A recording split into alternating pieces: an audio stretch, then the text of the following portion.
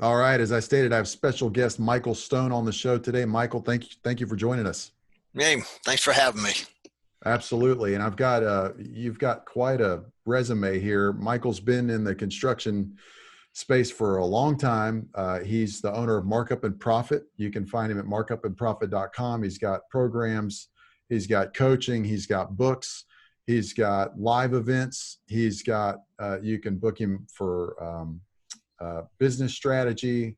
He's got books. I mean, it's a lot of great stuff. I really spent a lot of time on your website. So really looking hmm forward to getting into it today. hmm So just to start off, for those of our listeners and watchers that don't know you, kind of give a little bit of background about how long you've been in the industry and how you launched Markup and Profit. Okay, well, my dad owned probably one of the largest electrical and HVAC contracting businesses in the Midwest for many years. And of course, when I got old enough to push a broom, I was always busy cleaning and whatever. I started estimating projects with him back in 1954, and that was electrical, HVAC, power and telephone lines, that kind of stuff. And during the years, I worked in a variety of trades. Did 3 years in the Army, in which I was involved in construction there as well. And I worked in a variety of trades after that. You name it, I worked at it. And even when I was working full-time as a plumber, I would volunteer to other trades like tile setters or floor covering or painters. I'd go work with them nights and weekends for free as long as they gave me as much information, answer all my questions. I was trying to learn about these other trades because I wanted a well-rounded background, which I got. Anyway, I worked at that, and eventually I worked my way to the point where I liked estimating. I was good with numbers, and I worked my way into a full-time estimating position in 1969.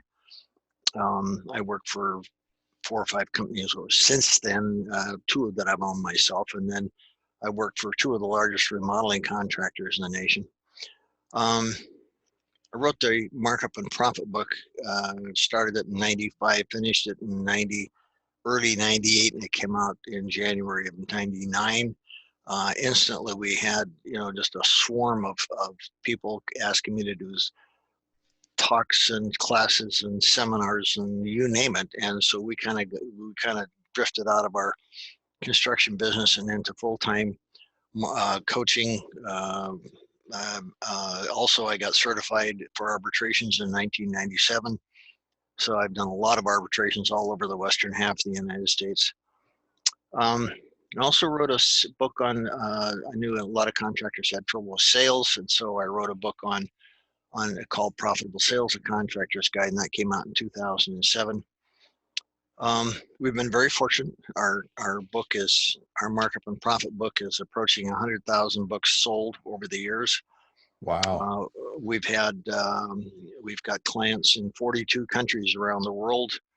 And I guess to sum everything up, what do we do best, or what do we try to do best? And that is, we try to help contractors take care of their families. Now, if you have to work that backwards, but that's essentially, that's where we started our business. We run our business. Our coaching clients, I just tell them, my job is to help you take care of your family. And we're going to do that by making you the best businessman you can be. And here's how we're going to do that. So I just work it backwards. But essentially, it's about helping people take care of their families, which a lot of them forget that, as their primary objective. They forget that as they get into business and they start getting pulled this way and that way and whatever. And, it's real easy to get distracted, as you well know. So anyway, that's basically what we do. Okay. Well, that's great. And just for those of you listening or watching, definitely check out the website because it's a wealth of information. And the reason I was excited to have you on the show is because you are an expert. I mean, I think there's a deal out there that says to achieve expertise, you need 10,000 hours in a certain field or whatever. Well, that takes about 5 years working full time. So you've had decades of experience in many different fields of construction and contracting. And then you decided to educate and equip people. I mean, you're clearly an expert. And so I want to kind of go broad in this podcast, but then I'd like to have you back on maybe once a year or once every 6 or 8 months to go really deep on some of these things we're going to talk about today. But Sure. having said that, I mean, you've looked in at hundreds of companies, you've coached a lot of business owners, you've worked with a lot of roofing contractors, different contractors. What's one of the biggest pitfalls you see with contractors today that you just see over and over and over again? Okay, this recent pandemic has really brought out the biggest problem I see with most contractors. They don't have what I call an operating capital reserve account, a forced savings account that they can fall back on in case of any kind of an emergency. The money's there, they can reach into it, pull it out, pay their bill, make an investment, do whatever they want to do. Most contractors don't have it. That's why there were several people put up, they have websites, and they said, well, this is how you apply for these government grants, these government loans, all this free money, and all these contractors jumped into the middle of this. Hey, gang, I'll tell you something. There ain't no free money. There's no free lunch. And the sooner people wake up to that, the better. If it's, Zig Ziglar used to have a saying, if it's going to be, it's up to me. Okay. This is why if you have an operating capital reserve account, you set the money aside, you start with 1% off of every check in the door and gradually work your way up to 2, 3, maybe as high as 4% off of every check. And it goes off into a savings account over here, not a toys account. It's a savings account, 2 signatures on it. So it's not an emotional withdrawal. 2 people have to agree on it. You have the money set aside, and depending on the company, as an example, specialty contractor like a roofing contractor should probably have about 4 or 5 months worth of overhead set in there. Remodeling contractors, 7, 8, maybe 9 months of overhead set aside. New home construction, we're probably a year to 12, 14 months, something like that. You put the money in there, set it aside. Now, if you had that thing in place in January and February this year, when all this pandemic kicked in and all the problems we were having, you didn't have any worries because your bills are paid through July, August, September. Okay, and here we're just ending June. If the money's in the bank and you haven't had any jobs come in, no phone calls come in, you don't worry, the bills are paid. You don't have to borrow money. You don't have to see this business of going in and taking money from the government. Everybody says, oh, it's free money. You got to give it to your employees. There's no such thing as free money. Okay, somebody's got to pay the freight, and we're all going to pay for it in the coming years over increased taxes. That's just the way the government operates. Okay, so if I get really I get into this because there's no free lunch. If you've got to create your own lunch if you want it. So you set the money aside, every check you put money aside.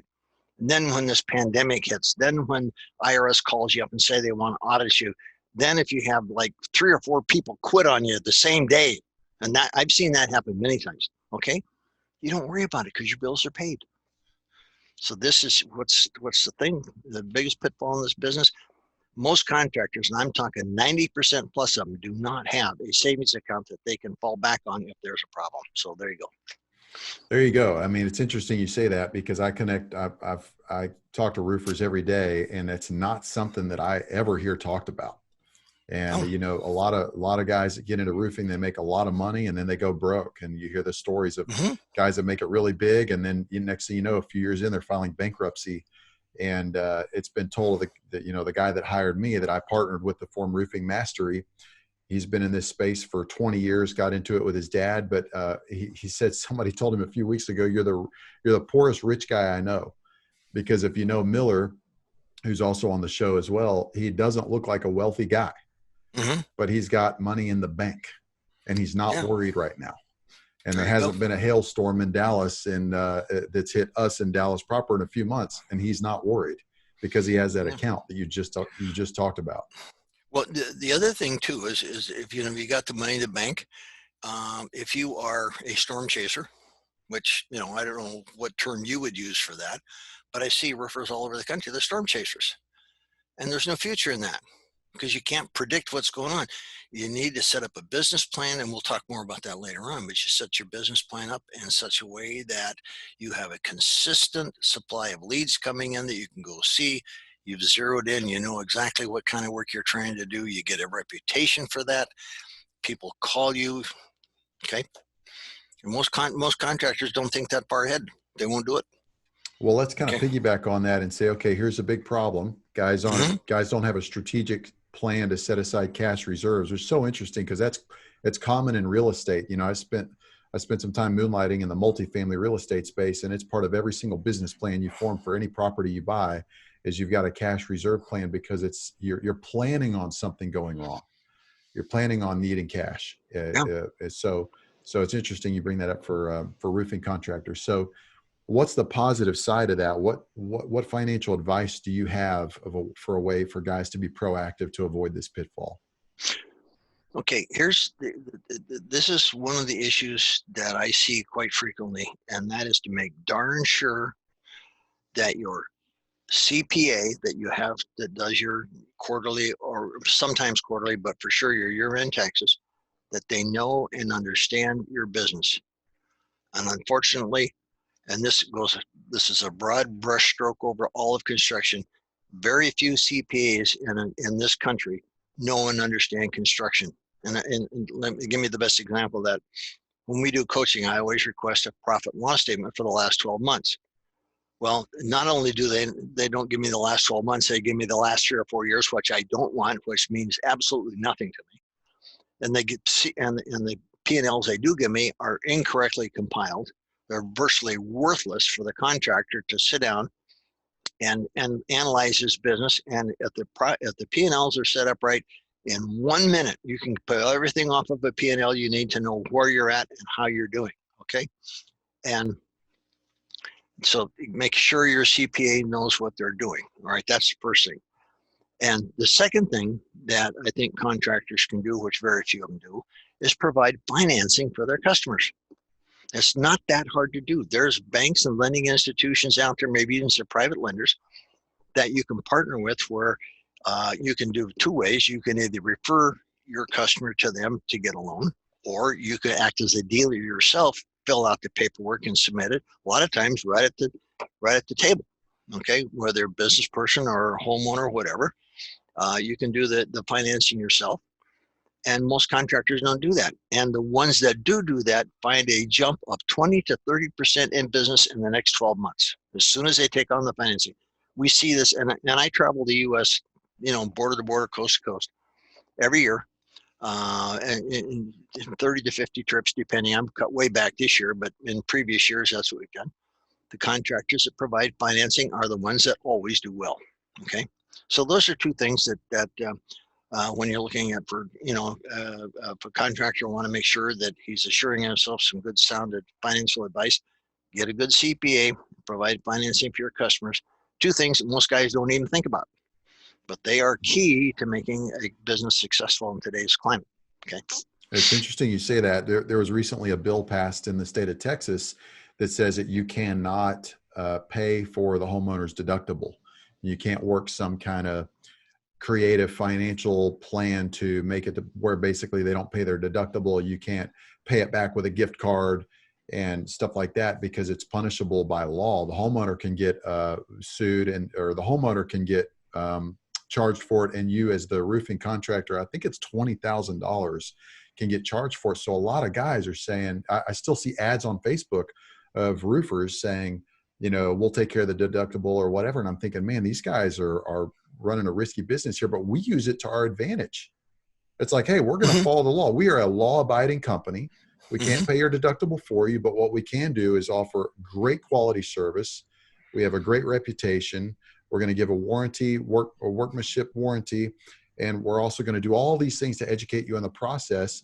And we're going to make sure that you have everything on your claim that you need, to make sure that we're going to communicate with your adjuster and make sure that they know everything that should be on there as well, the damage we see. And at the end of the day, the homeowner knows they're getting great service. And we use it to say, look, we're working under integrity here. We're not going to discount what you need. We're going to make sure you get the job you need, but we're also not going to work some kind of creative scheme out to where you don't pay what you need to pay your insurance company. That's that whole concept of this will take care of your deductible.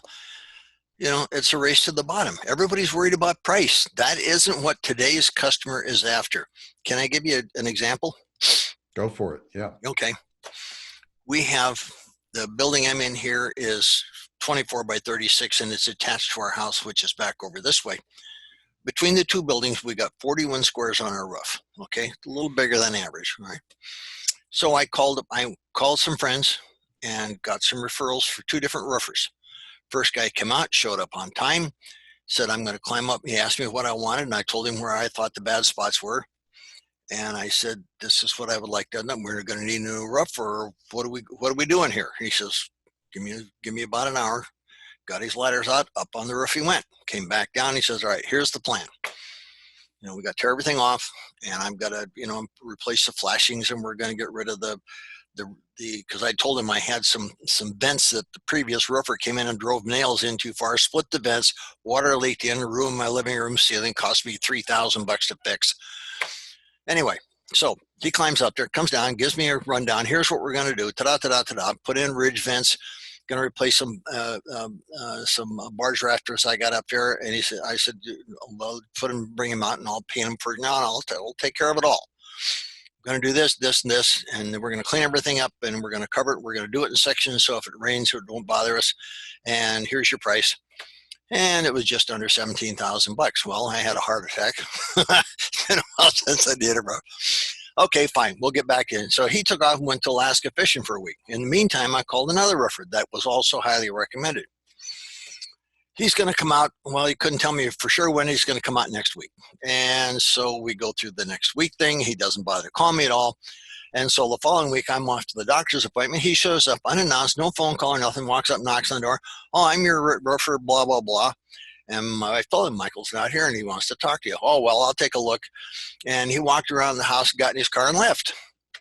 And so the next day, here comes this email with his proposed what he's going to do on it. Doesn't bother to talk to me, doesn't say anything. He's $1,000 less than the first guy. Okay. But I'll tell you what, I wouldn't even consider him. I would not consider him. I'll pay the extra $1,000 because I know what that guy's going to do for me. Okay. The second guy out, he might as well not even come out here because very, very poor business practices, number one. And he didn't tell me about, he didn't address the vents that I told him that I wanted those vents out of here because they're plastic and, they should have been up there to begin with. Okay. I wanted ridge vents on everything now. And, and I wanted a decent shingle. I don't expect, the $500 square shingles or anything like that. But he didn't take the time to make sure that he had asked me the questions or anything else. And so I automatically eliminated him. To me, it's not about price. To me, I've got a hell of an investment in this place. Okay. And that roof, that's where everything starts right there. If that roof fails, and we just sat here for 6 months and had that nasty living room ceiling spot just kept getting bigger and bigger and bigger, and we couldn't figure out where it was coming from until we had a guy come out and he tore everything off until he finally found it. All right, and then we fixed it, and then we had the ceiling fixed inside. But it isn't about price.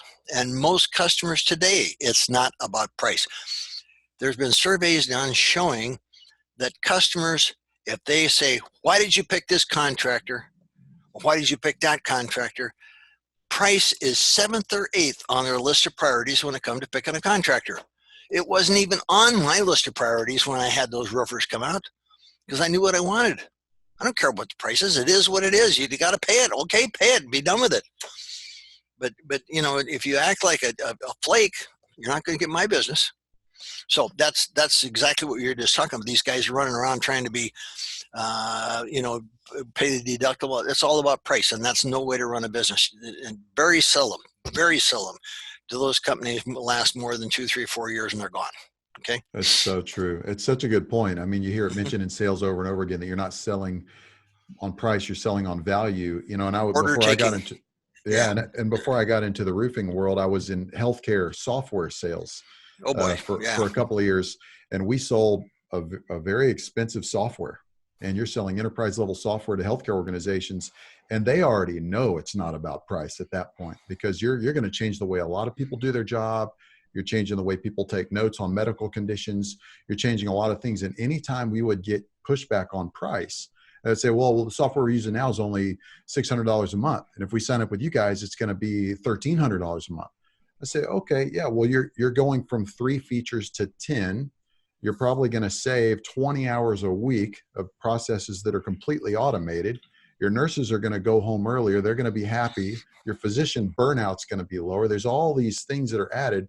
Basically, you're going to have a new experience, a new way of life in your work.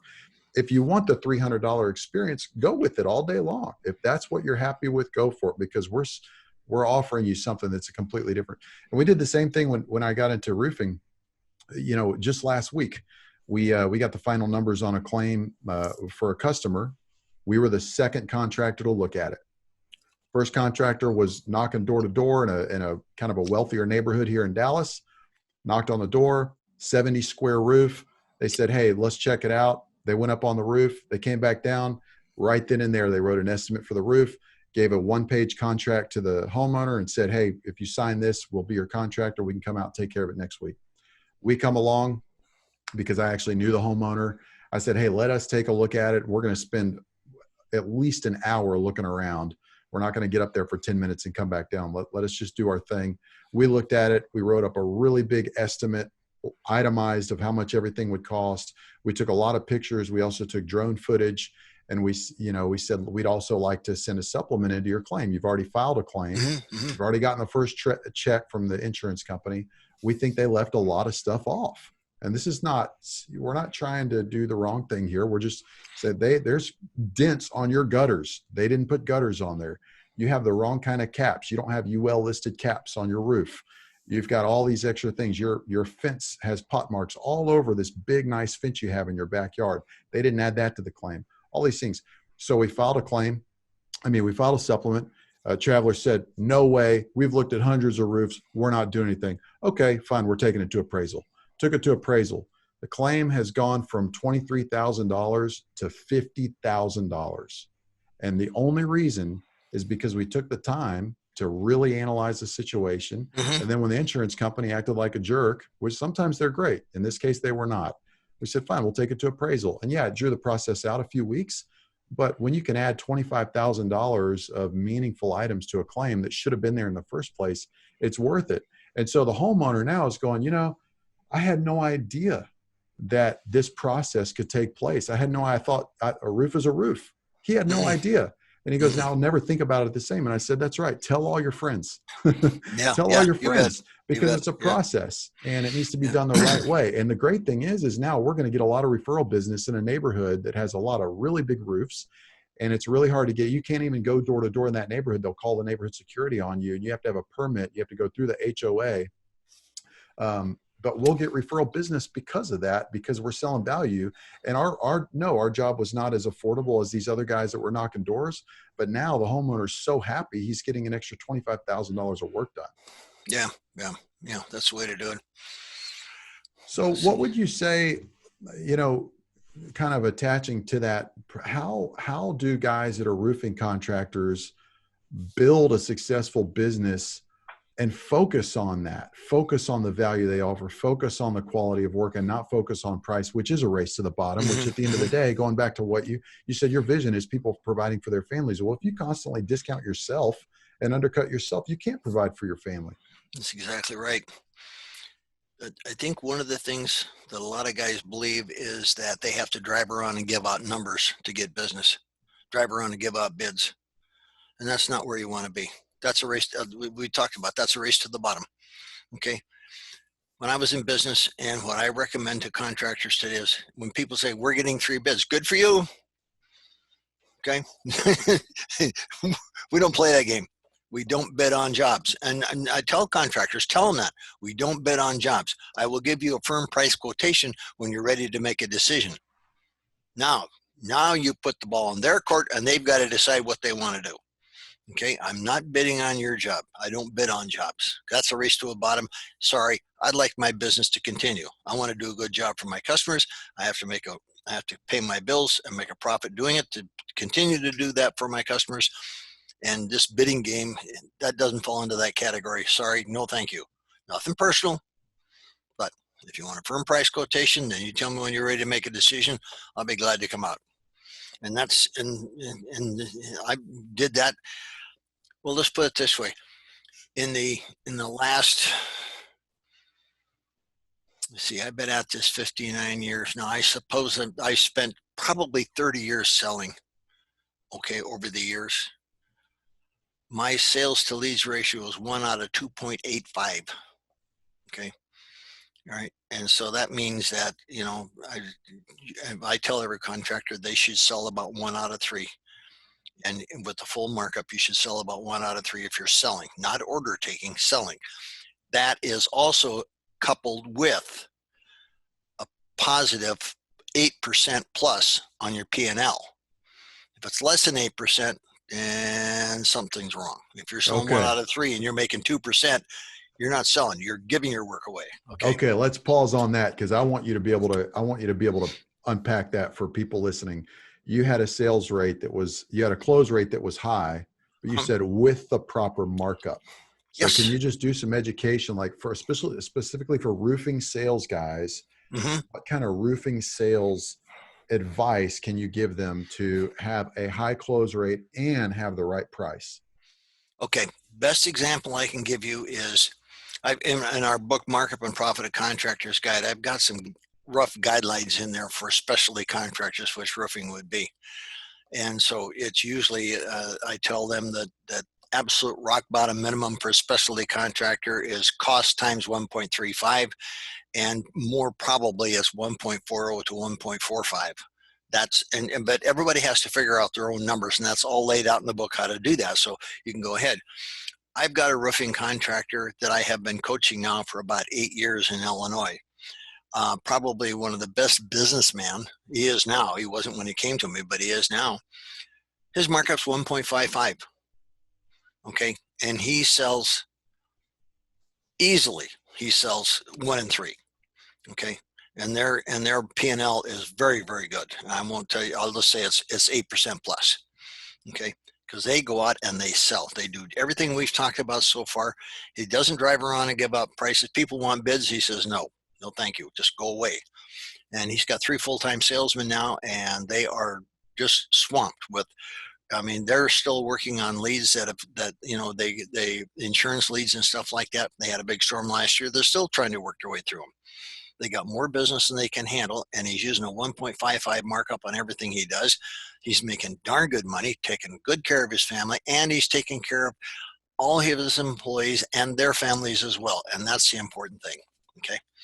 So roofers, the idea that you can get by with 10, 15, 20% markup, you're not going to be a business long. Those guys are going to go away. You got to be up absolutely. If everything runs perfect in a company and you're absolutely run everything just perfectly, you can get by with a minimum of 1.35 times your cost. But the reality is, how many perfect jobs have you ever seen? Right. I'm still looking after 59 years. I'm still looking for my first one.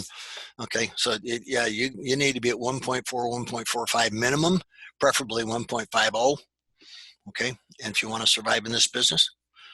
Okay. So for the guys listening to this and they say, well, okay, that's easy to say, but how do I sell that when that means I'm going to come in at X price and my competitors are going to come in cheaper?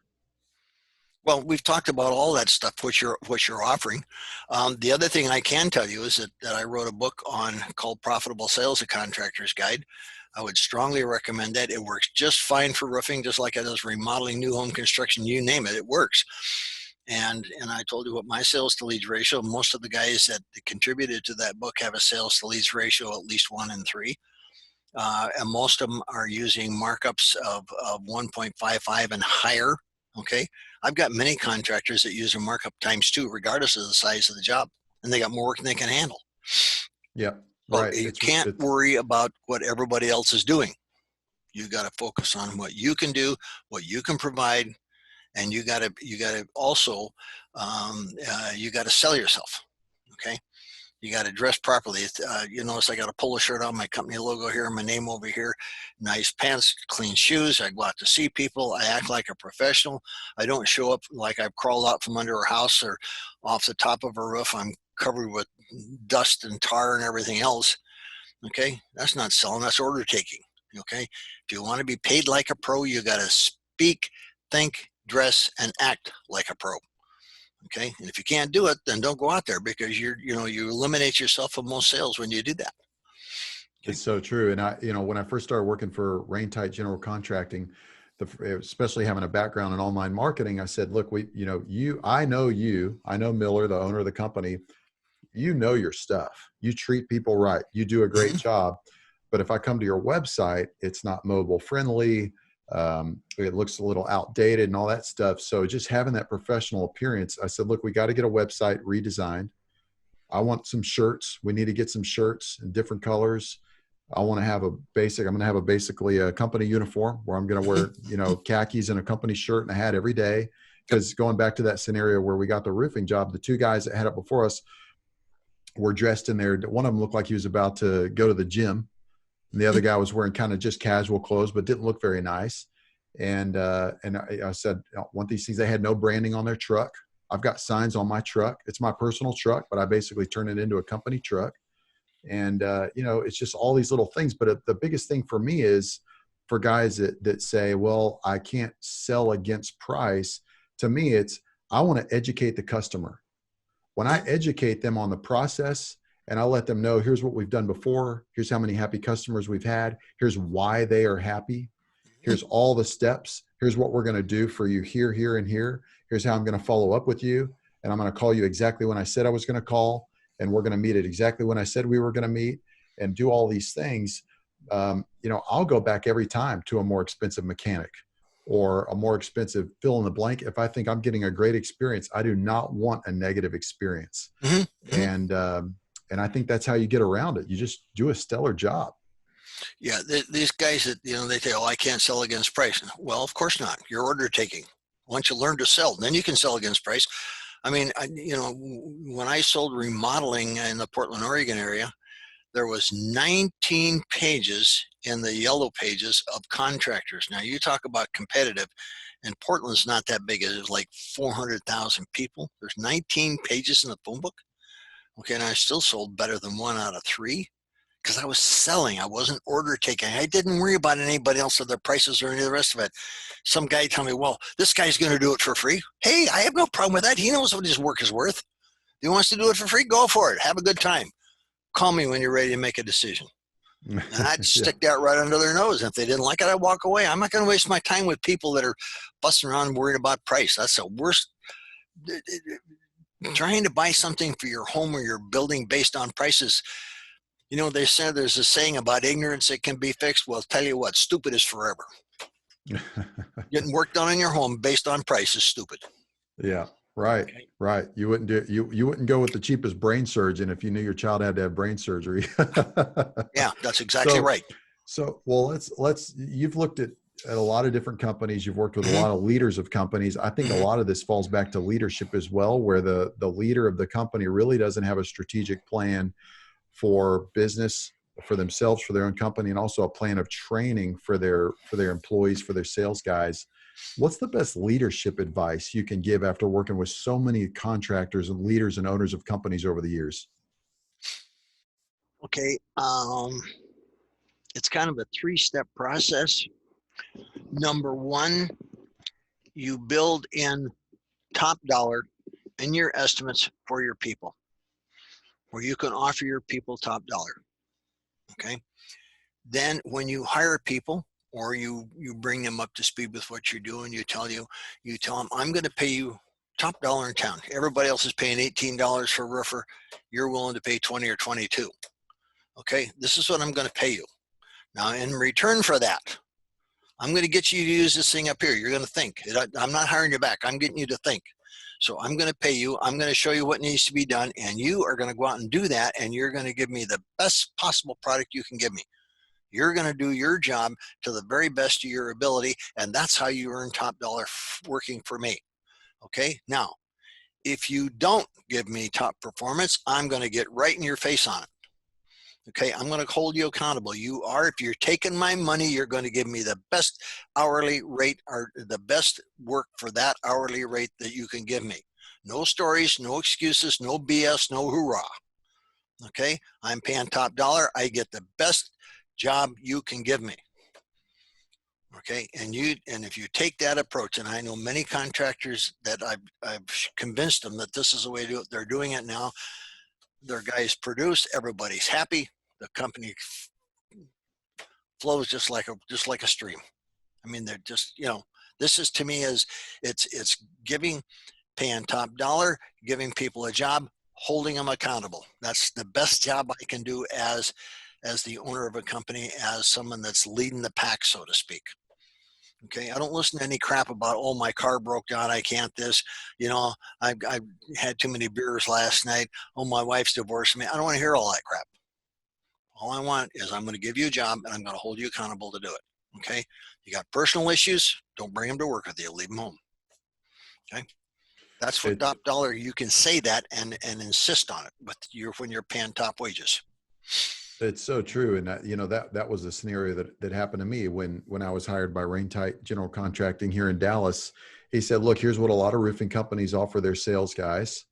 Here's the deal I'm going to offer you. And this is the deal I have with my other sales guys. And it's a good deal. And he said, but this is the way we're going to work it. This is, these are my expectations. This is kind of where I think we could take this company. If we all strive for success here, here's the opportunity. We can all be really, really happy. But he basically said, I see you as an investment.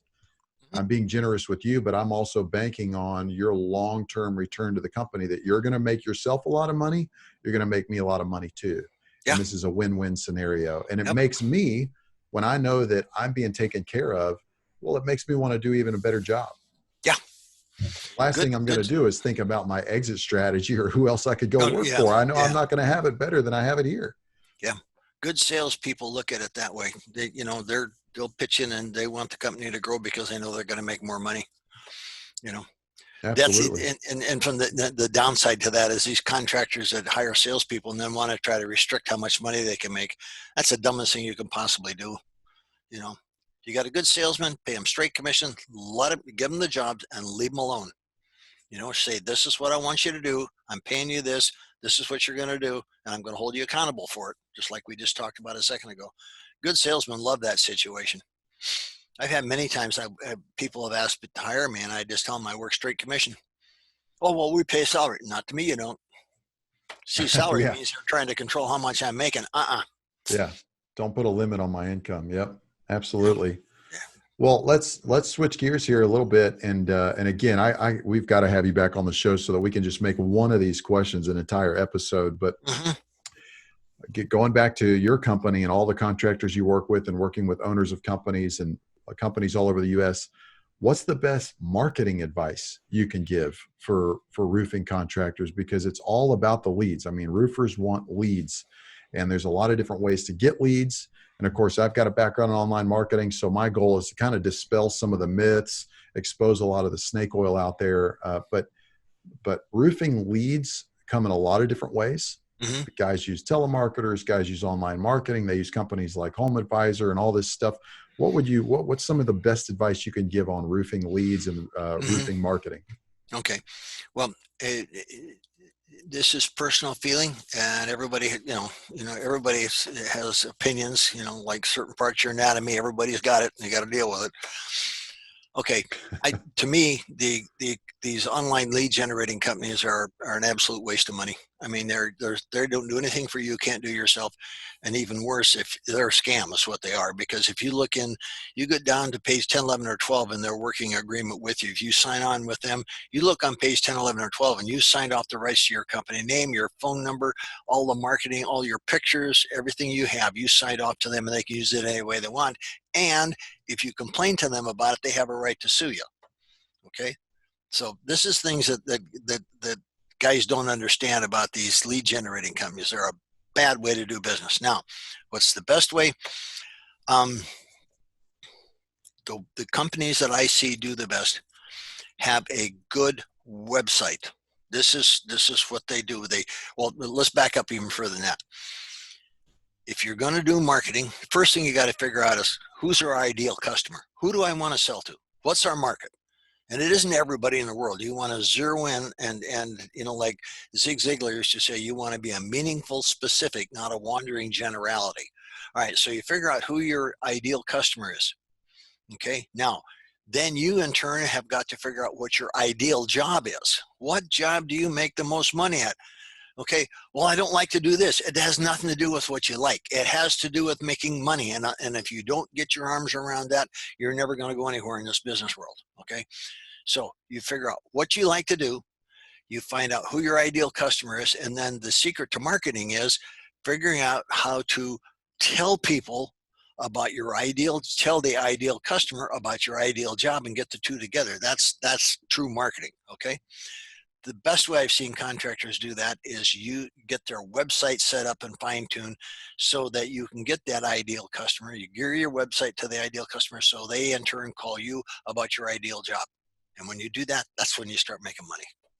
It's so good. Yeah. Being in online marketing for years, the company I was with beforehand, we worked with hundreds of customers and built a lot of websites. And a lot of people would call us saying, well, we want to do Google pay-per-click ads. A plumber would call us and say, look, I've got some other plumbing friends that have done it. It's worked for them. I want to do Google pay-per-click ads. Like, okay, well, let's do an analysis of your website real quick. Oh, wait. Is this your website? This one page thing that's like a weird yellow brown that was built back in 1990? That we got to change that, because if we do ads and send people to a website, that's the customer's first impression. Yep. And even though you're an expert and you're a great person and people love you, this person that doesn't know you at all, this is the first handshake they get. This is the first impression, and first impressions matter. So I know you want to get into ads, but I'm sorry, we got to get you a website built. And I know you weren't thinking of spending a couple $1,000s on getting a website or whatever, but it's got to be done first. So I'm 100% with you on that. Yeah, I forget the exact numbers, but something like 5 or 6 out of every 10 people that call you go to your website before you even are aware that they're alive. They go to your website, check you out first, and then if they like what they say, they will call you. And if your website is a single page or a blob like most of them are, okay, they're not going to call you. Okay, and I forget what it is. The statistics is said that there's something like for every one phone call you get out of the yellow pages, you'll get 30 out of a good website. The ratio is 30 to 1. And so guys say, well, we don't advertise. You can't help people that don't want to be helped. You don't, well, we work by referral. No, you don't. You want to go out of business? Just come up with this crap, you work by referral. You need a website. That's where the good leads come from. Because you work by referral, you're taking whoever calls you, where if you have a good website, you can pick and choose the people that call you about the job you want to do. Referrals, you can't pick and choose the job you want to do. You got to take whatever they come at you with. And that's not where I'd want to be in business. Okay. It's so good. When we do free consultations for people, do a free web analysis of their site and their online presence. And one of the things we talk about when we look at their site is, okay, hey, we analyzed your site. It looks decent. Or, hey, we analyzed your site and it's really quite poor. The quality's poor for these reasons. We think we could make it better by doing these things or doing a total rebuild. But a lot of times we'll say, you know what, your website looks good, but it's not a sales tool. And we look at a website as this is the top of the funnel, the sales funnel, the sales process when people find you, and you're making it kind of hard for them to know what you want them to do. And you've got a great brand, you've got a great, the top of the web page is the first part people see. You look professional, but there's no form, there's no call to action. There's no social proof of reviews or anything like that. And your competitors have that stuff. A lot of them have that stuff. So let's make some changes to where your website is a tool, and it's a leadership tool. You're leading people down a path. Yep. And I looked at your site as well, and you do a good job of showing right out of the gate. You've got a video of you educating people on what you're doing. So you catch them right away. Like, wow, okay, this guy's a thought leader. He's an industry expert, and he's telling me some things I need to know. And then he's also telling me where I can go to find it. And now I'm spending time on his site. Okay, now I'm looking at stuff. He's got some paid resources, and your site does that in a very intuitive way to show people what they can get and why they can get it. And so we work on our website every day. Yeah. Literally every day. Yeah, we have to. I mean, we've had that website now for 1998. Which is 22 years we've had that website. Okay. Got close to 1,000 articles on there, papers or stuff we've written, a lot of stuff. Okay. I guess after all said and done, the main thing I would tell guys is if you're using these lead generating companies, get away from them, go on your own, find yourself somebody that's good with SEO and, build your website up. The other thing, one other thing I would like to mention on websites, when you have an About Us thing in there, make darn sure you have all the principals of the company's picture on that About Us. Don't assume people know what you look like. People want to know who they're talking to when you knock on their door, or when you go to their place of business to talk about their roof or whatever it is. But you need to have your pictures on your website. And if you don't, if you got 3 or 4 principals in there, and then if you have different crews, take a picture of the crew and put them on there, put their names on there. Okay. Now, if somebody doesn't want their name on, that's a different issue. But people today, I mean, there's so much paranoia out there. People today want to see pictures of who's going to show up at the door. If you have salespeople, just say a sales representative. There's so many terms that people try to come up with to keep them keep from calling themselves salespeople. Hey, you're in sales. Tell people that. Right. I used to have that right on my business card. Michael Stone, salesman. Yep. I put it right on and handed it to people. Well, everybody else already knows that anyway, so you might as well just shoot straight. Yeah. Well, so with that, with that said, and your website and all the stuff you offer, because we're going to include a link to your website in the show notes. We're also going to have a transcript for those of you watching or listening to this, you can go view the transcript. When you talk about lead generation companies and stuff, you're talking about bigger platforms, right? Like Home Advisor or stuff like that, where it's basically you go in and they give you a lead, but they're also giving that lead out to multiple contractors. Yeah. And your solution to that is, hey, work with somebody that can do online marketing for you and drive business to you. Yep. Yeah. 100% agree with that. I think otherwise, again, we've said, it's interesting. We've said it a few times on this podcast, but it is a race to the bottom at that point. Oh boy. It's not what you want to get into. So what's the best way for people to get in touch with you? Okay. Can we talk about one other thing real quick? Before absolutely. We get into that, right?